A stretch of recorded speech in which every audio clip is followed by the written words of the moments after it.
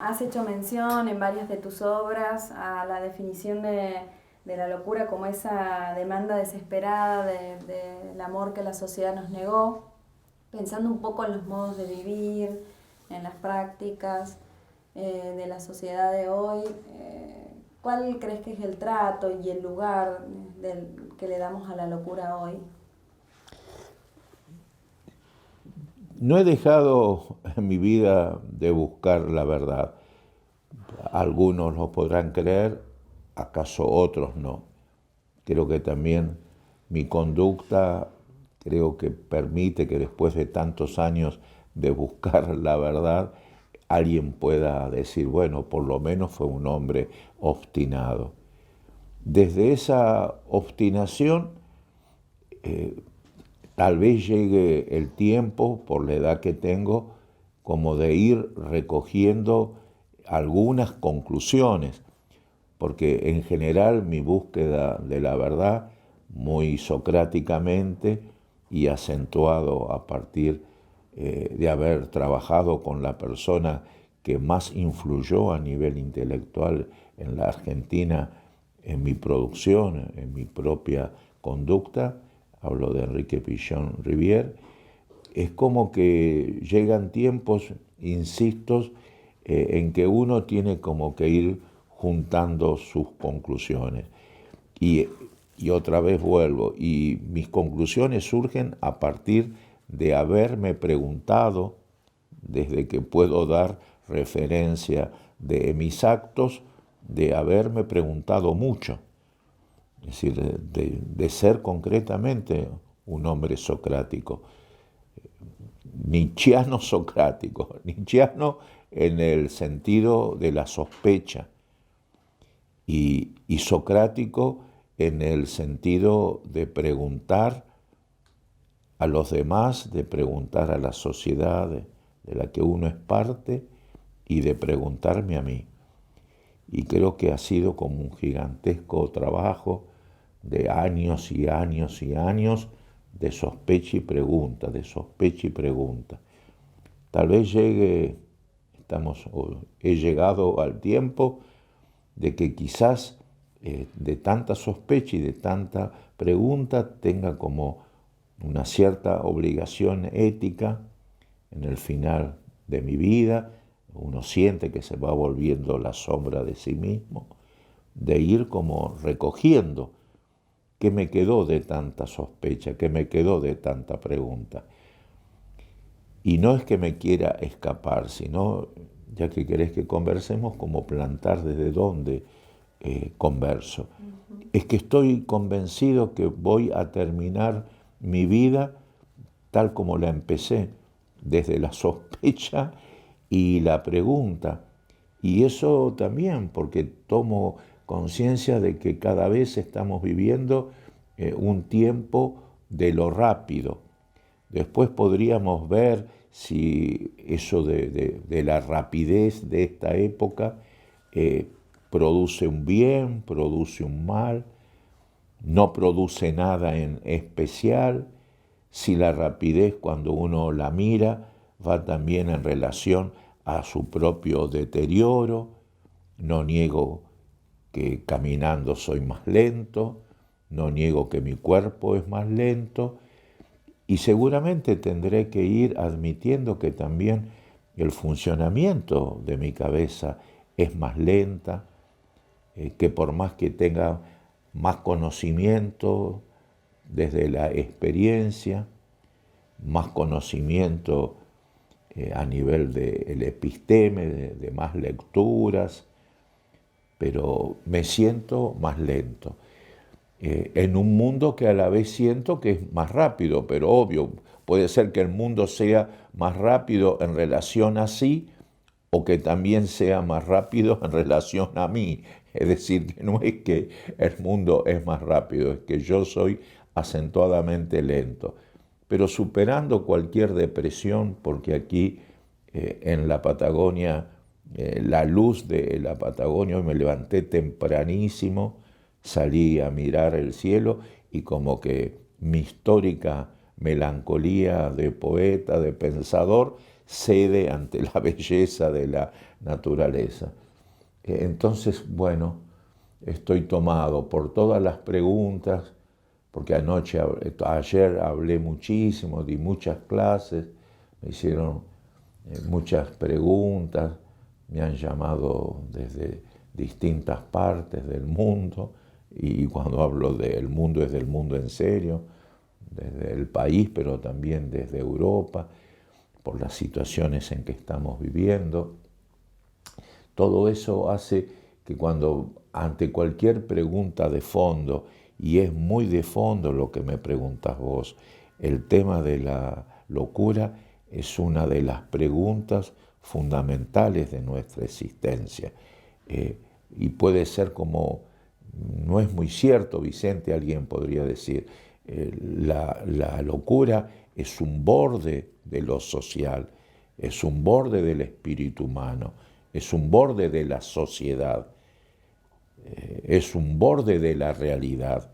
Y sin embargo, yo siempre tuve la sospecha de que desde lo que es el concepto de locura, desde lo que es lo que podríamos llamar, entre comillas, el tratamiento de la locura, de lo que es la locura como concepto cultural, como producción de sociedad, de sujeto y de cultura, lo que es en relación a los vínculos sociales, lo que uno deposita cuando simplemente dice, pero che, loco de mierda, ¿a dónde vas? O con otro tono, pero no te hagas el loco, o desde otro lugar, qué loco lindo, qué loco. Es decir, las palabras, pero también los acentos en las palabras, las depositaciones que hacemos en la palabra, y si uno luego a eso agrega con conocimiento, como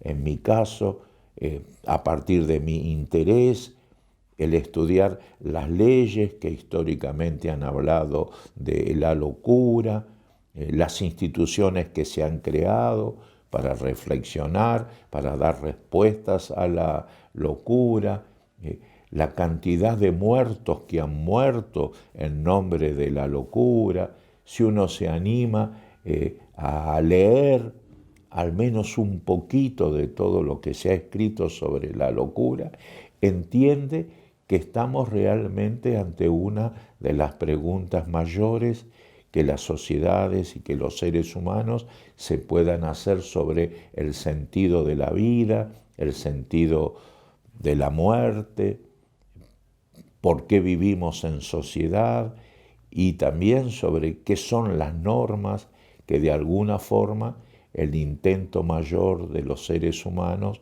para dar respuesta a qué hago aquí, a dónde voy, con quién voy, para qué voy.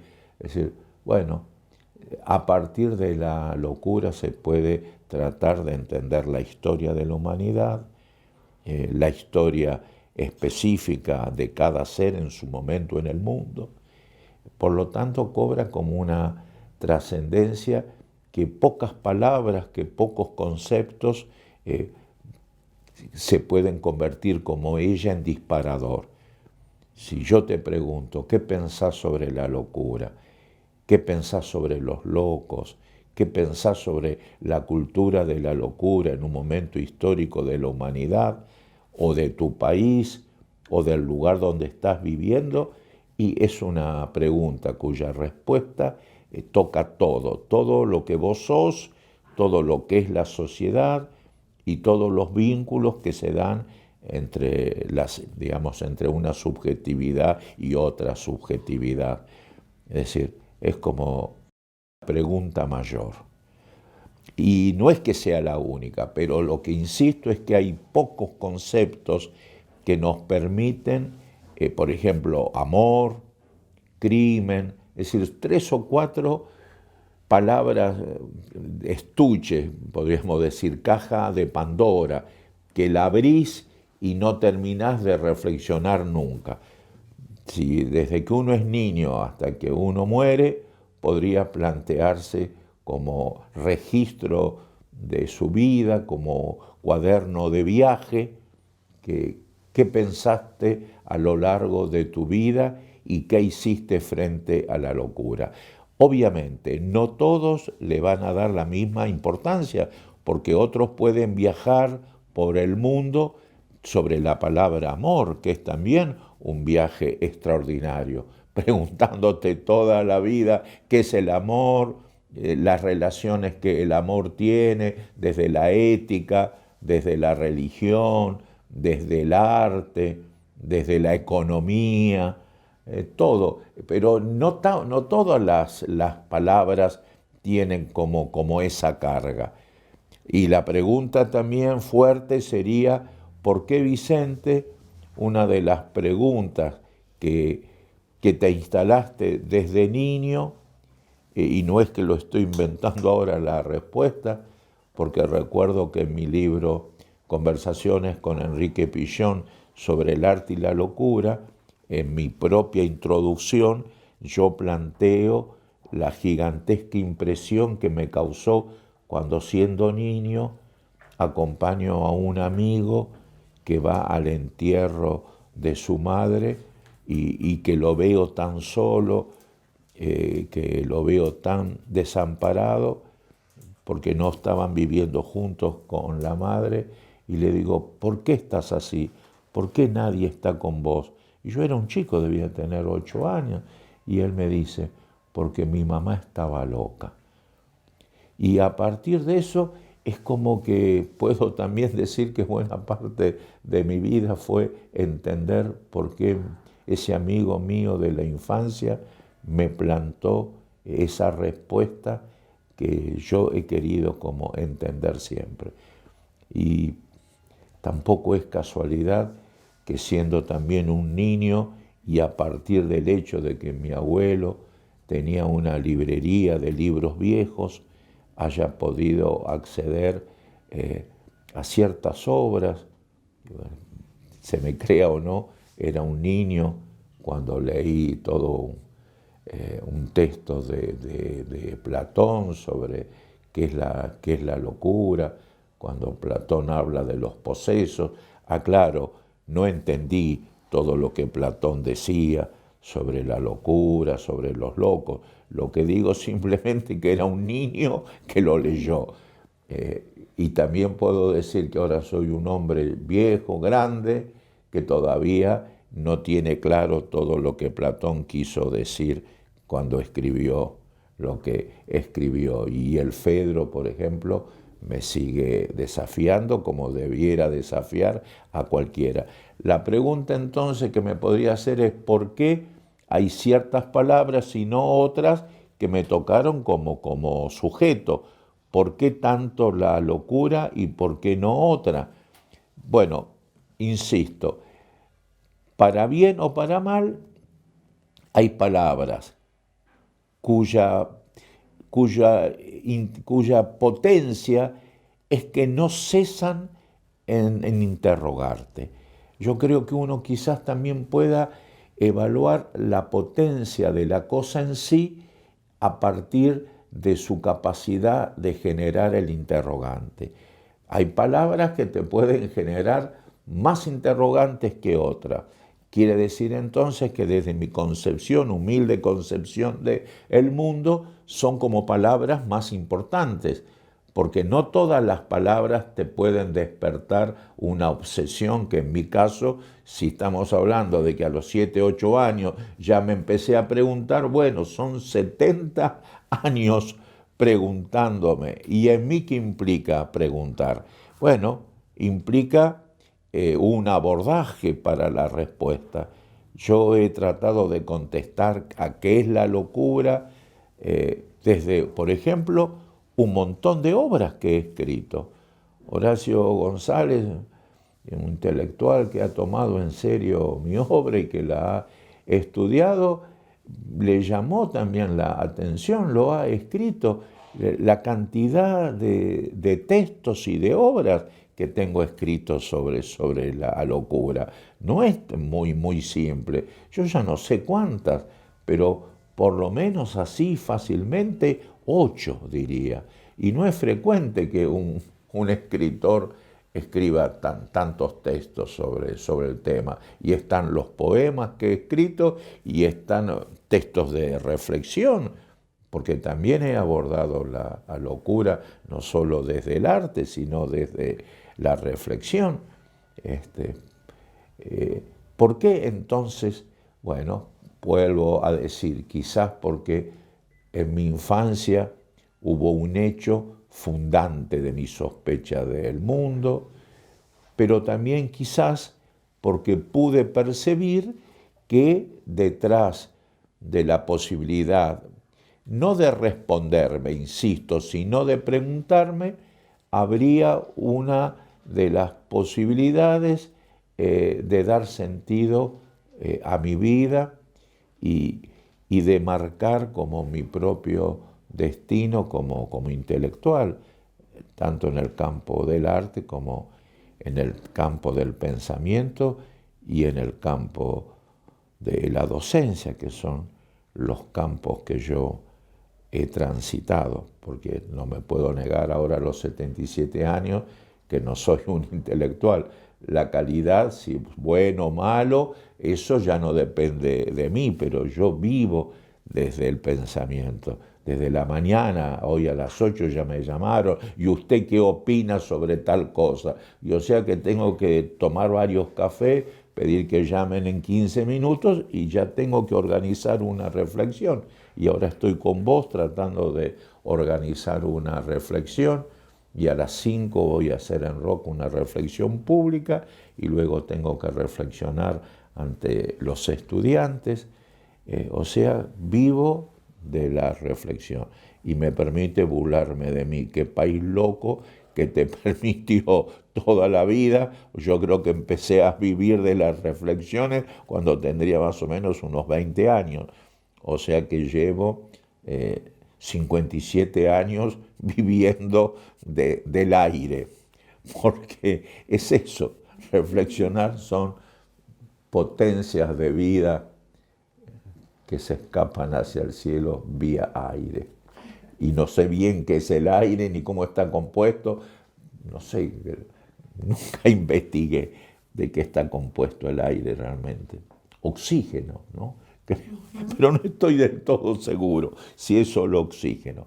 Y bueno, ahí está. Y me viene bien que una persona joven, una mujer joven, como vos, con tanto rigor, te preocupes también por la temática.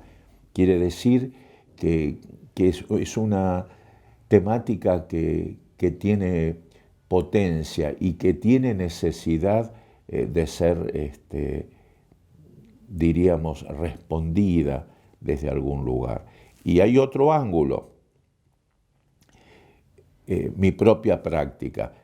Yo trabajo en los derechos humanos, doy clases de derechos humanos, y no está bien decir, darse uno mismo premios, pero la realidad concreta es que tal vez sea de las primeras personas, hablo solo de Argentina, que es lo que más conozco, que presentó recursos de amparo, que pidió el auxilio de la justicia frente a la violación de los derechos humanos que sufrían los internos en los hospitales, porque no había muchos. Yo recuerdo que en la década del 60 inicié toda una lucha judicial en defensa del poeta Jacobo Fickman, que la extendí luego en relación a los internos en general de los hospitales psiquiátricos, denunciando la violación de sus derechos como seres humanos concretos, y no creo que haya muchos antecedentes previos a mi propia acción. Eso es un hecho real, como tampoco puedo negar que también en la década del 60 yo edité una revista que se llamó Talismán, cuyo ya primer número está dedicada totalmente al tema de la locura. Es decir, no es que que empiezo ahora, sino que incluso con mis armas de abogado, con mis armas de periodista, con mis armas de escritor, con todo lo que me brindó mi aprendizaje de la psicología social junto al maestro Enrique Pichón Rivière. Bueno, es una vida que he dedicado al tema desde un ángulo también específico, que es la locura en la Argentina es una de las fuentes mayores de conculcación de los derechos humanos por parte del Estado. Y que esa es una como de los aspectos fundamentales de la ética social que no cumplimos. Yo puedo medir una civilización por el trato que le da a los locos. Uno puede investigar la historia de la humanidad y decir, en tal siglo, en tal civilización, ¿qué pasaba con la locura? Y eso, bueno, te marca. Por ejemplo, yo puedo recordar en el siglo IV antes de Cristo, en Atenas, que los locos eran considerados las personas que más aportaban a la gloria de la sociedad griega. El mismo Platón se plantea, ¿quiénes más que nuestros posesos han brindado gloria y honor a nuestra amada Atenas? Han sido los estadistas, han sido nuestros políticos, han sido nuestros militares, nuestros gloriosos luchadores. Y se contesta el mismo, no, nadie ha dado más gloria a Atenas, ha hecho más bien por nuestra amada Atenas que nuestros locos. Bueno, desde ahí te podrías ya plantear y preguntarte por qué uno de los mayores filósofos en la historia de la humanidad, que creo que, no sé si hay muchos más que tengan, digamos, la fama que tiene Platón, creo que hasta los chicos de las escuelas secundarias tienen idea de que existió Platón y Aristóteles. Y bueno, ¿y por qué ya él escribe en una de sus obras fundamentales tamañas palabras? Bueno, quiere decir que algo marca la locura en la historia de la humanidad. Pero también es cierto que si yo tuviera que resumir humildemente desde lo que he leído e investigado, cómo ha sido el trato a la locura, paradójicamente debo pensar que algo sucede en la sociedad y en el conjunto social y en el alma de cada ser, porque no hay sociedad que no haya conformado el concepto del loco. En toda sociedad, el loco definido como una conducta determinada y como organizador de una necesidad a la que la sociedad debía dar, ha existido. No hay registros de lo que es el comportamiento social en donde el loco y la conducta del loco no figure inscripta. Miren entonces, muy pocas cosas. Por ejemplo, el tema de los muertos, qué hacer con los muertos, el tema, digamos, ligado a las formas de la reproducción económica y de la reproducción de la vida. ¿Es pecado o no es pecado hacer el amor con los padres? ¿No lo es? Es decir, pero son como las últimas y fundamentales preguntas en que se fundan las civilizaciones.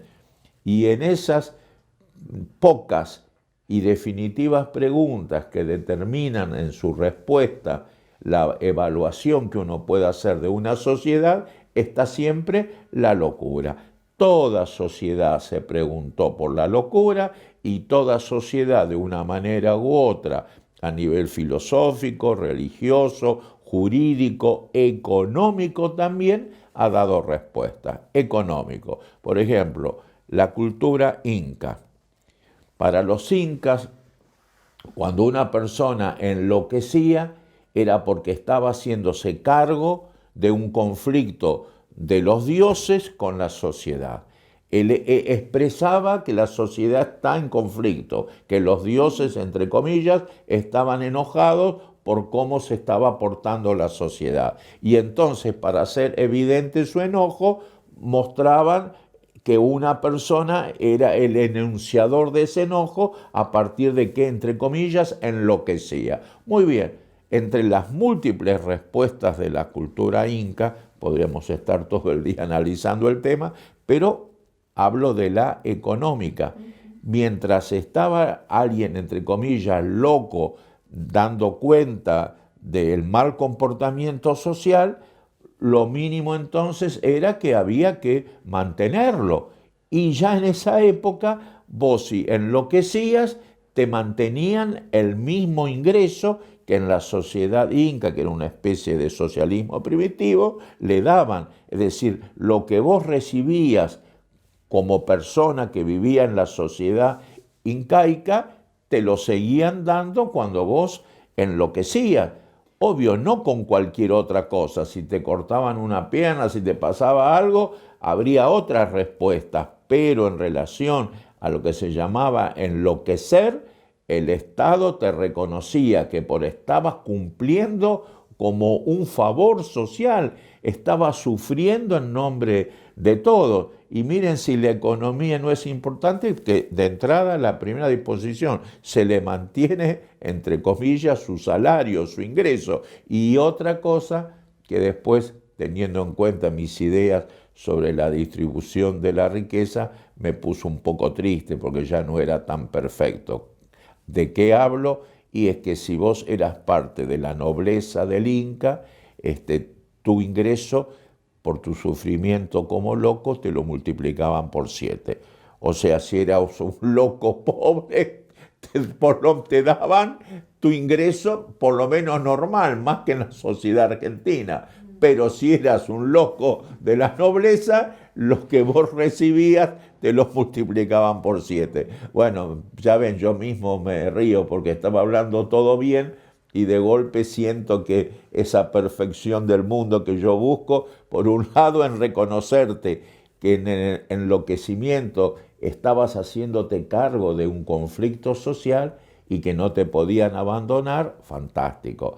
Ahora, después de la división de clases, desgraciadamente, hay también locos de primera y locos, no de mierda, pero sí locos pobres. Eso Claro, subsistió. hay en algunas de tus obras como Noche de Locos o en todo este teatro también hablas de la locura y la volvés a abordar con tus palabras y tus pensamientos ahí Sí, apartados en la sí. introducción de uno de los 2 tomos que Sí, yo he leído. sí. Ahí hablas de que el problema tiene que ver también de la sociedad con la locura y la pobreza. El problema es ser loco y pobre, decís ahí. Claro, ese es el Sociedad, gran tema. Claro, luego la sociedad ha intentado mantener bordeado de alguna manera a partir de los marcos legales, como la ley nacional, acá en Río Negro, hace 26 años la ley provincial. Así es. Pero yo pensaba, mientras leía toda tu experiencia, que mientras estaban gestando estas normativas para intentar ordenar o mantener en la norma social, de alguna manera la locura, vos estabas haciendo una experiencia, quizás, como dijiste recién, de la primera externación con tantos recursos de Jacobo Figman. ¿Cómo podemos hacer ahí un entrecruzamiento entre este intento de la sociedad y tu práctica concreta y tu experiencia tan importante? Bueno, yo puedo decir que hay algunas cosas que al principio fueron intuiciones y después con los años las he confirmado desde la práctica. Para bien o para mal, yo creo que conozco, si no todas, casi todas las cárceles que hay en la Argentina y casi todos los manicomios. Es decir, se me podrá acusar de apasionado de que mezclo, como me lo han dicho, la ciencia con la poesía demasiado, que para mí no está mal, pero bueno, pero he acusado algún golpe de ese tipo. Lo que nadie me puede acusar es de hablar de estos temas sin tener el registro desde mi propio cuerpo de lo que son las situaciones. Yo he estado en las cárceles y en las peores cárceles y no una vez, y cuando digo he estado, en realidad tengo que decir estoy, porque la última vez que estuve en una cárcel hace un mes, y la próxima vez es más o menos dentro de 15, 20 días que tengo que ir otra vez a otra cárcel. Es decir, e insisto, y ya tengo 77 años, y la primera vez que entré en una cárcel creo que tenía 23 o 24 años. O sea que son más de 50 años que entro en las cárceles, que conozco por dentro la vida en las cárceles. Y lo mismo en relación a los hospitales psiquiátricos.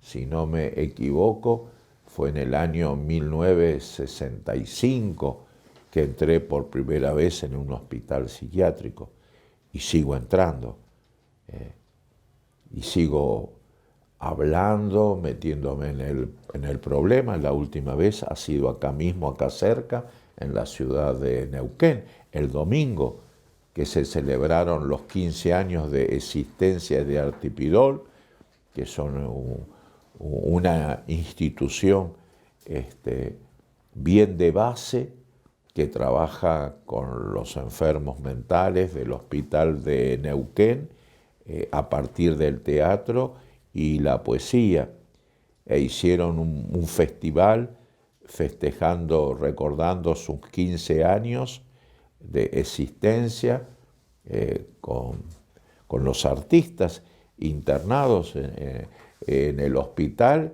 y fueron los propios artistas del hospital, los internados, los que pidieron que yo viajara desde Buenos Aires y fuera el que hablara en nombre de todos ellos. Para mí fue un gigantesco honor que los internos del hospital me nombraran como su representante. Habla también de que entonces ellos consideran que si yo puedo hablar del tema y puedo hablar por ellos, es porque el tema lo he transitado. Como tampoco me olvido que cuando en la ciudad de Buenos Aires, perdón por nombrarlo, pero bueno, es así, por ley me nombraron personalidad de la ciudad de Buenos Aires por mis aportes a la cultura y a los derechos humanos, vino una delegación de los internos del Hospital Borda. Y en el medio del acto muy oficial me nombraron el loco mayor. Y algunos no sabían qué postura tomar, y yo lo recibí como un gesto mayor, y me entregaron una banda, era todo, y había autoridades y todo muy formal, y ahí mis amigos los locos del Borda haciéndome también su homenaje en ese lugar. Y los pobres y los sufridos y los locos como sufrientes mayores no te regalan nada. Esa es la verdad. Y como los otros días que ellos mismos me presentaban, ¿no?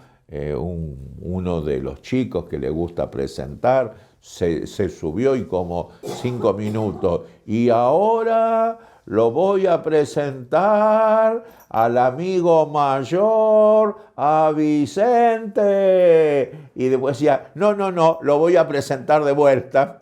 Y no me dejaba hablar. Y ahora lo voy a presentar al profesor Vicente. No, otra vez. Y no terminaba nunca. Y eso solo se convirtió en un acto tan amoroso y tan potente que la gente esperaba, porque incluso habían pagado, porque era para recaudar fondos.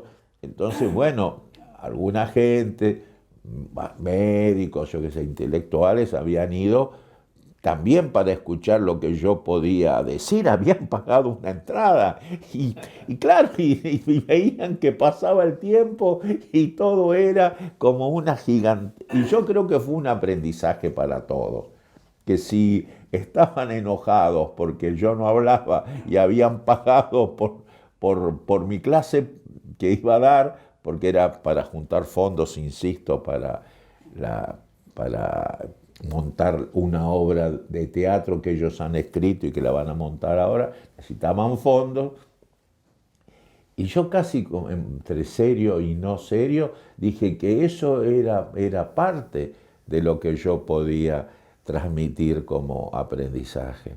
Es decir, que era también la alegría, ahí está, ¿no? Como pasión alegre, ¿no? Es decir, estamos casi obligados por la realidad a ligar la locura con el dolor. Y esto no es palabra menor, en lengua simple no es joda, porque vaya que hay que asociar la enfermedad mental con el dolor.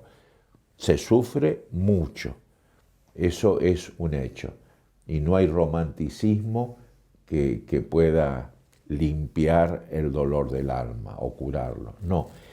Pero también es cierto que una de las personas que mejor pensó el tema de la salud mental y que dio pautas, aunque no hablaba tanto de ello, pero sus pautas sirvieron para especializarnos en el tema, hablo del filósofo Spinoza, él tiene claro como que es desde la tristeza y desde el dolor donde uno envenena su alma, envenena su espíritu, donde uno se enferma del mal. Por lo tanto, ¿cómo hacer para que la alegría irrumpa en los territorios que parecerían marcados por el destino nada más que para el sufrimiento y la tristeza? Bueno, ahí eso es un desafío, porque si alguien como un estúpido cree que va al hospital psiquiátrico y empieza, entre comillas, a tirar globos amarillos y cree que con tirar globos cambia la realidad de sufrimiento del interno, además de tomarlo por loco, lo está tomando por idiota, le está faltando el respeto. Ahora, ¿cómo podemos hacer para aceptar cuando surge y para contribuir a que surja cuando está tapada la posibilidad de surgimiento de la alegría en un espacio mayor de la tristeza? ¿Cómo hacemos? Bueno, no es tan fácil, pero lo mínimo que tenemos que hacer es estar atentos a que cuando el otro, desde el sufrimiento, logra, por mecanismos muy complejos, podríamos pasarnos todo este día tratando de descifrar cuáles son, pero cuando aún alguien en el peor de los espacios, en el peor escenario, en el medio del dolor, logra hablar desde la alegría, transmitir la alegría, eso es como un acto mágico, o si se quiere en otro concepto, un acto profundísimo de salud mental. Es decir, alguien que en el sufrimiento pueda transmitir alegría, está sano por los cuatro costados. No es un loco que no siente las cosas, las siente tanto que las trasciende. Porque hay una cosa que es el sentir y otra cosa es el trascender sin perder el sentir, ¿no? Y ese muchacho que me presentaba una vez y otra vez y otra vez, había establecido el juego de la alegría, nos volvió a todos niños y estábamos todos felices y no había más que eso, que yo bajaba y él me llamaba y ahora presento a Vicente y yo bajaba y subía y él me presentaba y se fue dando en el conjunto, y éramos como 200 personas, una alegría fraternal que yo creo que fue, que si lo queríamos programar, no se hubiera dado. Y de ahí entonces, ¿qué podemos sacar? Y bueno, podemos sacar lo que llamamos emergentes, un montón de emergentes. Ver cómo también la gente se organiza desde las bases, por decir así. Que lo difícil que es programar institucionalmente el bien del sujeto sujetado en esa institución. Es como que, ¿cómo hacer que el que está en una cárcel, cómo hacer que el que está, y esto sí que es difícil, el que está en un asilo de viejos o en un geriátrico, con palabras de estas épocas, cómo hacer que alguien que está en un manicomio o esté en un servicio pago de clínicas que cobran, vaya que cobran como hoteles de lujo, la internación de las personas, pueda como superar el espacio de dolor que el propio espacio presenta como naturaleza, como esencia de su existencia. ¿Cómo hacer? El gran desafío. Y lo que uno de golpe aprende es que es muy difícil, a pesar de la buena fe y hasta del deseo y de la preparación científica, humanística, que eso se pueda hacer desde arriba de la institución. Pareciera que por más que vos vayas y que busquemos a Freud o a Pichon-Rivière y los pongamos de directores del manicomio, con los pocos años que ellos trabajen, la institución los va a devorar. Y no es que Pichon se convirtió en un imbécil o Freud es un boludo que no sabe nada. Es que las instituciones son potentísimas en su actuación de devorar los sueños, la poesía, las almas, el amor humano. Y entonces vivimos sin instituciones y desgraciadamente las instituciones son necesarias, aún con el dolor que causan, porque sin instituciones la cantidad de gente que ahora habita el mundo no podría tener como una actuación directa. La representación es necesaria cuando existe una gigantesca cantidad de gente. El tema es cómo se puede primero tomar conciencia de eso, estar alerta ante la situación de las instituciones y cómo, aún sabiendo que las instituciones son devoradoras de sueños, devoradoras de almas, sabiéndolo, aceptás los roles y te desempeñás ahí. ¿Y qué podrías decir ya de entrada? Roles que tienen que ser continuamente dinámicos, cambiantes. Ni Freud puede ser el director de una clínica mental por más de un par de años. Ni Freud, ni Pichon, ninguno de nosotros. Entonces hay que tener claro que es un servicio el que uno da a la comunidad. Y entonces desde ese espacio de servicio cumplir con alma y vida tu tarea.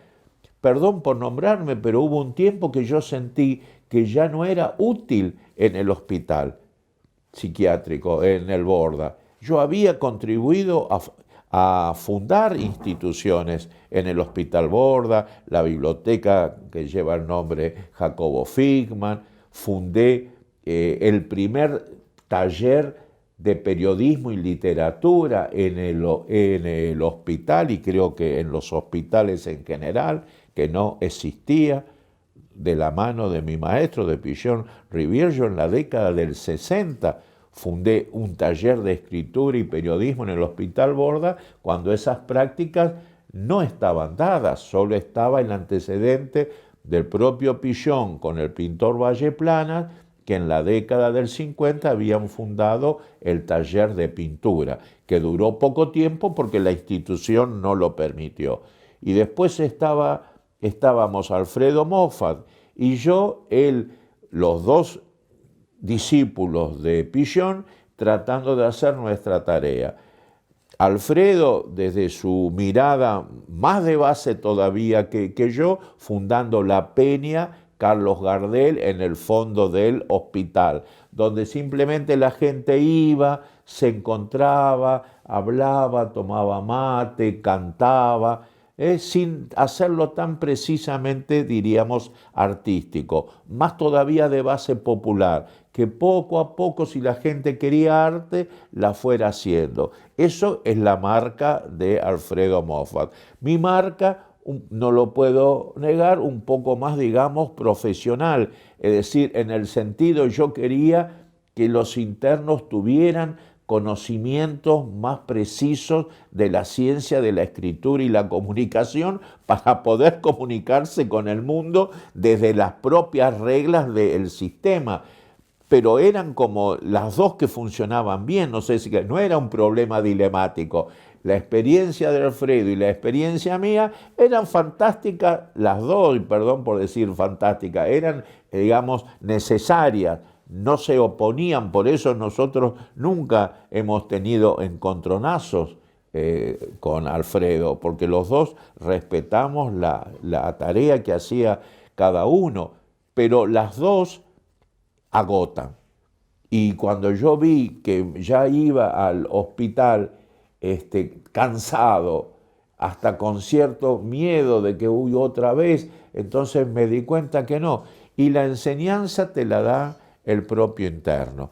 Porque yo era muy joven entonces, alguna vez fui joven, y recuerdo que el primer día que logro organizar el primer encuentro con los pacientes, porque tampoco era fácil armar un primer taller, cuando nos vamos, yo estaba tan apasionado, me sentía tan útil, había encontrado como mi destino, porque decía, si no, yo voy a venir muchas veces. Empezaba en mi trabajo social, por decir así. Yo quería dar amor, quería cambiar el mundo desde el peor lugar. Digo, si logro cambiar el manicomio, es el principio de ese cambio del mundo que yo sueño. Bueno, si lo logro hacer aquí, pero lo demás es más fácil. Entonces era como pruebas piloto y yo traté de escribir de eso, diciendo que si uno cambia concretamente la vida en el manicomio, bueno, cambias todo. Ahora no sé si lo repetiría, me tendría que plantar de vuelta el tema, si es desde ese espacio que se cambia el mundo. No sé, dejémoslo para otro día. Pero lo que sí sé que eso lo pensaba entonces, con toda mi pasión. Y recuerdo que cuando me iba, me preguntan los internos, Vicente, ¿y cuándo vuelve? Y yo dije, bueno, vuelvo el fin de semana. Y cuando me iba, un interno ya grande me acompaña hasta la puerta y cuando me voy dice, ¿va a venir de verdad? Porque si no viene, mire, no prometa demasiado. El mayor dolor de los que vivimos en el loquero es que la gente cuando viene la primera vez nos promete mucho y después no es porque sean malos, usted no es malo seguro, pero no va a poder venir. ¿Por qué no se compromete y hacemos el taller de verdad? Es decir, a partir de las veces que usted va a venir, así no nos quedamos desde el día anterior esperando que venga. Y bueno, fue como una enseñanza gigante, porque así fue. Pasaron unos años y yo ¿qué hice? Bueno, me fui, pero ¿qué intenté? Bueno, organizar una enseñanza para formadores, para ir a los hospitales, a las cárceles, lo que yo llamé arteterapia institucional.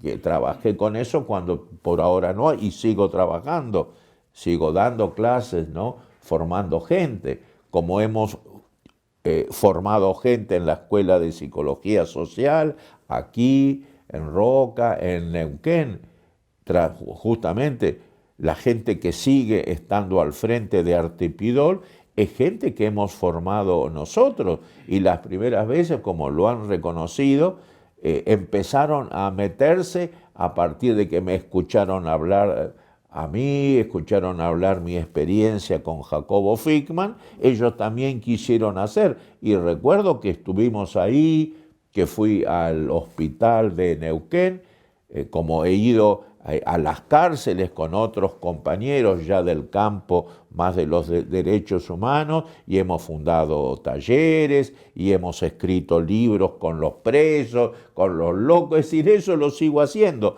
pero me di cuenta que uno también a veces de golpe es más útil formando gente, es decir, vení Freud, formá gente para que no vayas vos tanto tiempo allá porque te vas a hacer pelota, por más Freud que seas, por más Pichon Rivière que seas. Es decir, el dolor te gasta. Entonces, porque si no parece que es una conversación que no voy a terminar nunca, hay que tener instituciones, por más que terminen comiéndose a las almas que más quieren hacer el bien. Pero sabiendo eso, sabiendo que la institución es necesaria, sabiendo que la institución gasta, lastima, ahoga los sueños, ir a las instituciones, poner el alma, estar un tiempo, desde tu experiencia ayudar a formar a otro, y como en el fuego de Prometeo, vos no podés sostener el fuego todos los días. Vos tenés que quemarte como Prometeo, sufrir como Prometeo buscando tu verdad y formar a otros para que la sigan haciendo. Y enseñarles en el aprendizaje que tienen que prepararse para dejar que el fuego lo siga otro. Vos no podés ser un joven eterno, ni un revolucionario eterno, ni un sabio eterno. Tengo que aprender a ser lento, ¿verdad? Porque el mundo, es cierto, se mueve más rápido y a la vez también es cierto que uno se vuelve más lento. La última gran pregunta, porque Sí, pobre, yo no te contesté todas las preguntas que vos querías. Bien orientada igual. Sé que Sí, te sí, interesaba porque... Sí, esto no... ¿qué nos dice de este tema el nuevo Código Civil, que es otro intento social? Bueno, yo leí tus preguntas y vos partís ya, reconoces en tus preguntas que me has leído o que me has escuchado y sabés que yo, paradójicamente, habiéndome recibido de abogado, desconfío de las leyes. Tengo una postura crítica ante las leyes. Y esto es muy como largo de explicar. ¿Por qué dudo tanto? Porque en general, y es una respuesta pobre, chiquita, necesitaría por lo menos un par de horas para desarrollar por qué sospecho de la ley. Porque la historia enseña que en general, la ley ha sido un instrumento para provocar determinadas conductas en pos de beneficio del propio poder y no del sujeto que debe ser el objeto al que se le aplica la ley. Ese es el tema. La ley en general en la historia humana ha sido para castigarlo.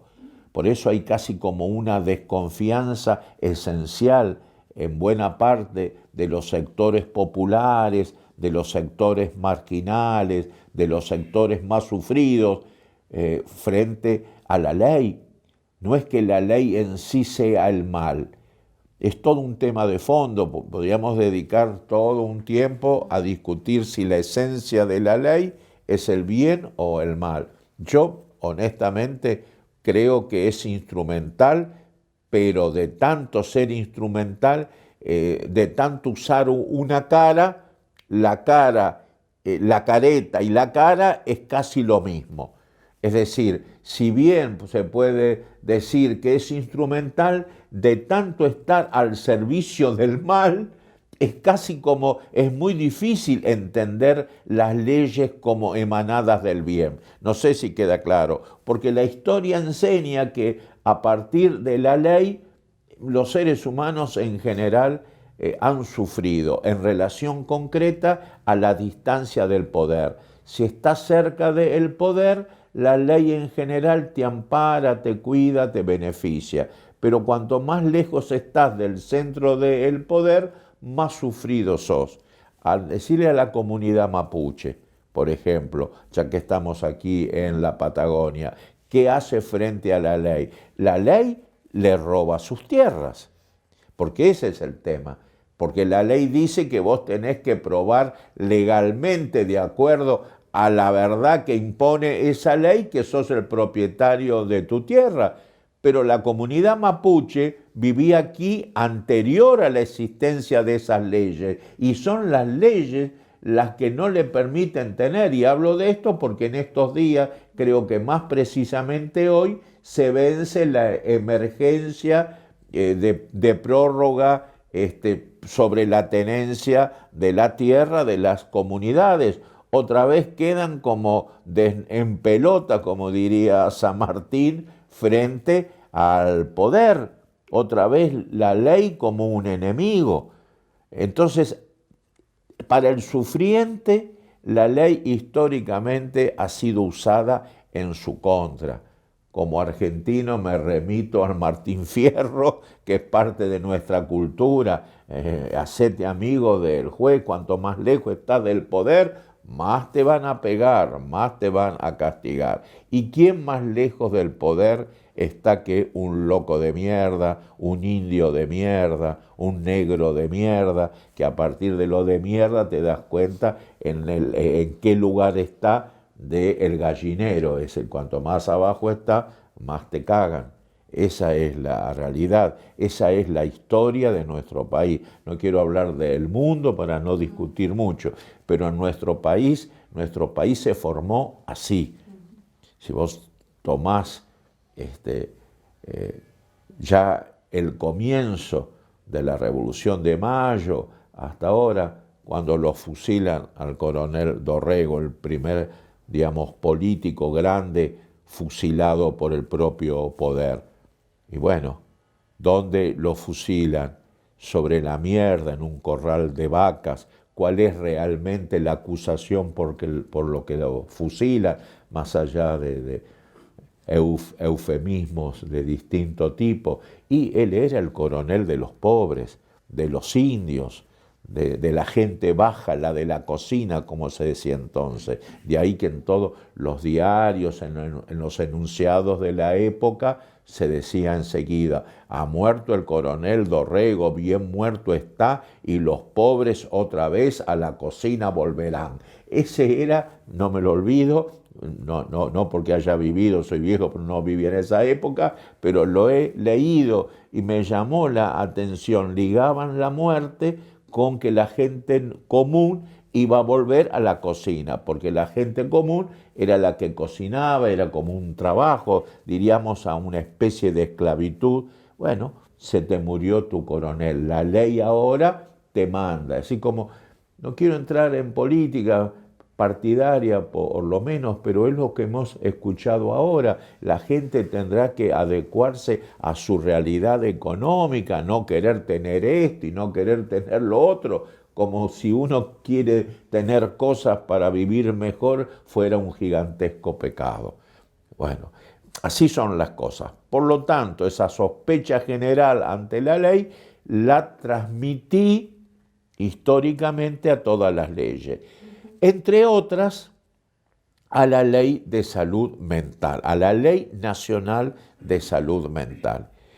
Yo puedo decir que a nivel de enunciados, porque también las leyes responden a lo que Hegel llama el espíritu de la época. En el espíritu de la época, cuando es sancionada hace unos años, la ley había, se puede decir que por lo menos con riesgo de entrar incluso en la retórica y nada más que en el lenguaje y no en los hechos, pero había como una valorización potente de los derechos humanos.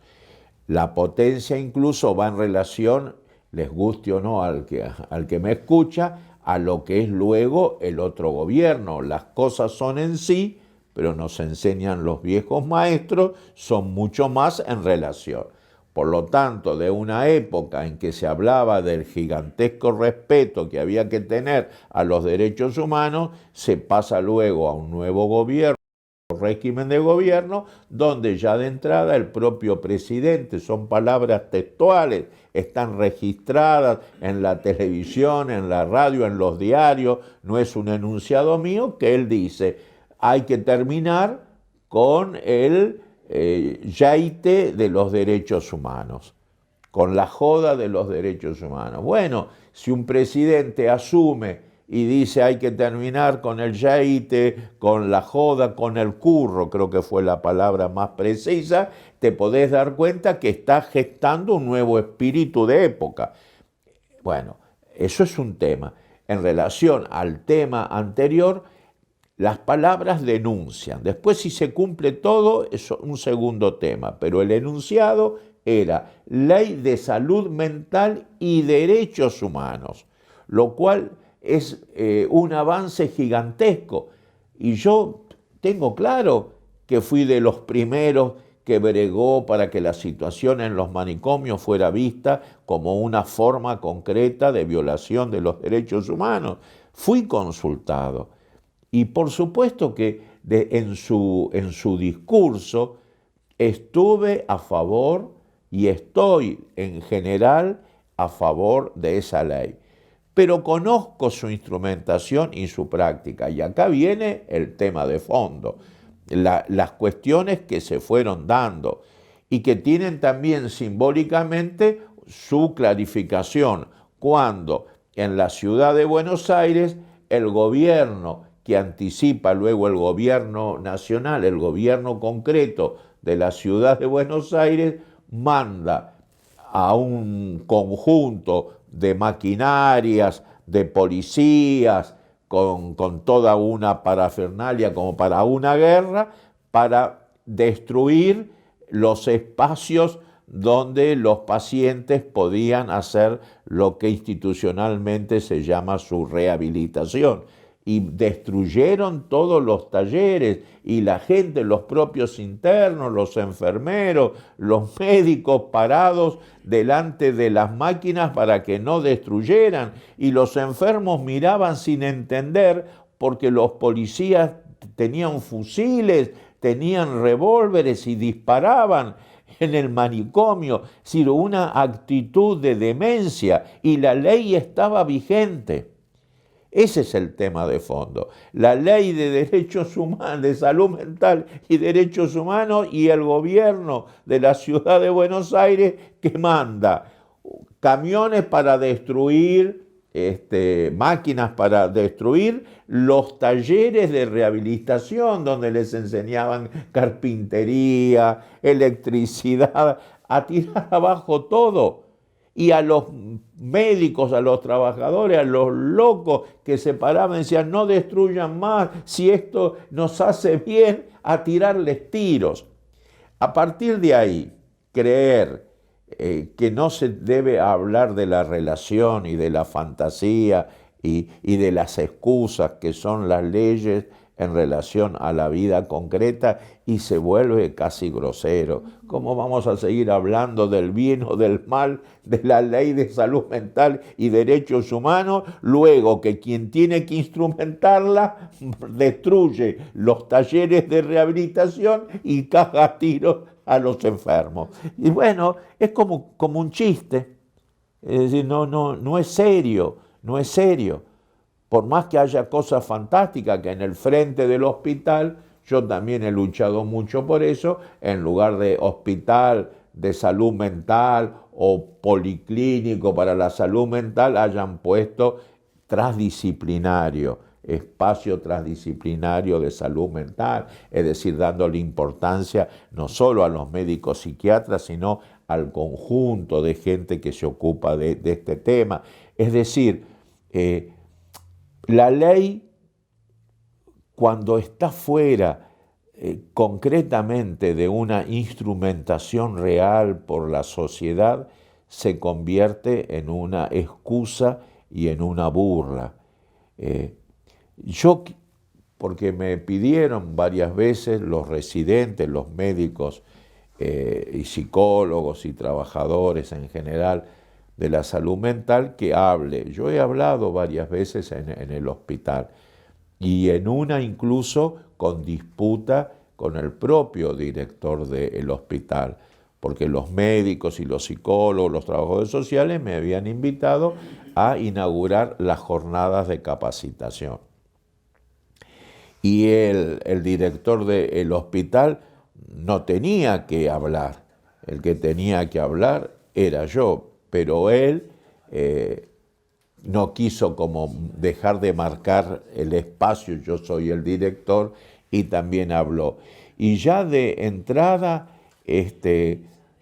planteamos una disputa finalmente concreta y también filosófica sobre la ley de salud mental, porque él agarró y dijo, es a partir de esta ley que ahora nosotros vamos a poder cambiar las cosas. Por ejemplo, no vamos a seguir aplicando el electroshock como lo aplicábamos ahora, que muchos pacientes han sufrido, porque ahora con la nueva ley de salud mental vamos a cuidar mucho más a los pacientes. Entonces me toca a mí hablar, digo, bueno, ya que el señor director quiso hablar, inaugurando y dice esto, más que decir lo que venía a decir, tengo que decir en contestación de lo que él ha dicho. Y si él como director y como él mismo se ha presentado con tantos años de trabajo en este hospital, necesita de una ley que diga que él no tiene que maltratar ni violar los derechos humanos de los pacientes y está contento porque ahora con la ley no lo va a hacer, mi pregunta es ¿por qué carajo maltrataba antes a los internos? ¿Desde dónde sacaba su potestad de maltrato? Necesita la ley, necesita el miedo para portarse humanamente. Y el hombre dice, bueno, pero usted ¿qué me plantea? Le digo, pero usted, ¿cuántos años hace que trabaja acá? Bueno, más de 20 años. ¿Y usted entonces ahora va a dejar de hacer el mal porque ahora está la ley? ¿Y por qué antes no amó a los pacientes? ¿A qué vino al hospital? ¿Viste? Se quedó sin respuesta, porque es como el poema de Borges, si no es por amor que sea por espanto. Sí, pero es como algo tristísimo. No es que vos te tenés que no violar los derechos humanos de los internos en los hospitales psiquiátricos a partir de la ley. Vos tenés que no violar sus derechos humanos porque es el primer principio de un ciudadano, es el primer principio de quien tiene cualquier tipo de poder sobre el otro. Es como un maestro no puede violar los derechos humanos de los estudiantes, no es porque la ley lo diga, sino porque el vínculo educativo, la transmisión de los saberes, es una cuestión amorosa, como ya Sócrates 300, 400 años antes de Cristo lo explicó y bien. Hay que leer Apología de Sócrates, ahí ya se plantean esas cosas, los deberes de los maestros, y vos lo tenés que cumplir porque el hecho, la naturaleza de la transmisión de los vínculos educativos es el amor, son vínculos amorosos, no es que vos no le vas a pegar a los estudiantes porque vas preso. Si tenemos que ver como si digan nueva ley y que la ley también lo marca, los padres no tienen que violar a sus hijos, pero si vos no vas a violar a tus hijos solo porque la ley te castiga, y va mal la cosa. Decía, no, es como querer amar a Dios no por amor, sino porque si no lo amás vas al infierno. Bueno, andá al infierno y no salgas nunca, porque si vos amás a Dios por miedo a ir al infierno, vos no lo amás. No sé si queda claro. Ese es el tema. Lo que yo siento, y se me va a decir, es muy romántico tu planteo, Vicente, bueno, pero mi experiencia dice que cuando las relaciones entre los que tienen más poder y los que tienen menos poder se dan a partir básicamente del miedo al castigo, eso no funciona. Son todas cuestiones culturales. Hay que trabajar mucho, por ejemplo, en la facultad donde se forma el psiquiatra, donde se forman los psicólogos, donde se forman los trabajadores sociales, donde se forman los trabajadores en general, los enfermeros, para que tengan claro cuál es su rol, quién es el sujeto activo de la relación. El manicomio, el rey del manicomio debe ser el loco, no el que trabaja en el manicomio, porque a partir del desplazamiento del sujeto real, del eje central de la cosa, a partir de ahí empiezan los desvaríos y empiezan las malas prácticas. No es el psicólogo ni el psiquiatra el eje de la institución manicomial. Está al servicio, es un empleado. Tendría que darle gracias porque él vive desde el otro. Sé que es como complejo lo que estoy diciendo, pero a la vez es como elemental. Y se me dirá, y Vicente, es muy romántico lo que decís. Y tengo que decir, si eso es visto como muy romántico, y es porque la sociedad está muy podrida. Porque cuando vos tenés que, como argumento, y es muy romántico, es muy ideal, así que es muy ideal que en el hospital psiquiátrico no caguen a palos a los enfermos. Es muy, digamos, romántico exigir que no se aplique el electroshock sin el consentimiento del paciente y si no puede darlo, sin el consentimiento de sus familiares, como ahora marca la ley, pero eso que es tan groseramente normal, hay que ponerlo porque a continuación dice, y si no será criminalmente demandado el que lo haga. Es decir, entonces no tenés que martirizar al otro porque vas preso. Se me dirá, así es la historia de la humanidad. Yo contesto, así son las consecuencias de esas prácticas. Las guerras están prohibidas y se cometen todos los días y después se encubren, Y así es en todas las cosas. Si alguien desde los roles centrales puede decir, hay que terminar con el yeite, con la joda, con el curro de los derechos humanos, de ahí para abajo estamos todos en peligro. Estés en el manicomio, estés en donde estés. Y esa es la situación. Último, si pudiera decir, y a pesar de todo, ¿vos creés que estamos peor o antes? Por ejemplo, en materia de salud mental, ¿cómo están los hospitales ahora y antes? Y yo que soy tan crítico, digo, mi conocimiento de las cárceles y de los manicomios en la Argentina 2017, yo que cargo la historia de haber empezado a transitar manicomios, hospicios, cárceles, asilos, desde mediados de la década del 60, digo que estamos mejor. Esa es la realidad. Obviamente con las contradicciones de golpe que estamos viviendo en estos días, con lo que acabo de referir. Pero en general, yo por ejemplo, recuerdo que en el año 68 por primera vez fui a la cárcel del Chaco. Hace un mes estuve en la cárcel del Chaco. Yo no puedo decir que ahora están peor. No es cierto. Que se mantienen ciertas prácticas terribles y todas esas cosas se mantienen, pero que la situación es mejor como vos comparás y en relación a la otra. Si yo estuve en la década del 60, conocí cómo era la cárcel. Voy ahora en esta década, conozco cómo es la cárcel. Me decís, es fantástica, si vos no fuiste nunca, te vas a asustar. Yo que fui antes y fui ahora, digo, me asusto menos. No solo porque yo tal vez tenga más experiencia, sino realmente porque es objetivo. Por ejemplo, ahora fui y en la cárcel, aunque no lo crean, en la cárcel de mujeres, habían dejado que las chicas presas pudieran poner en las paredes todos los cuadros que quisieran.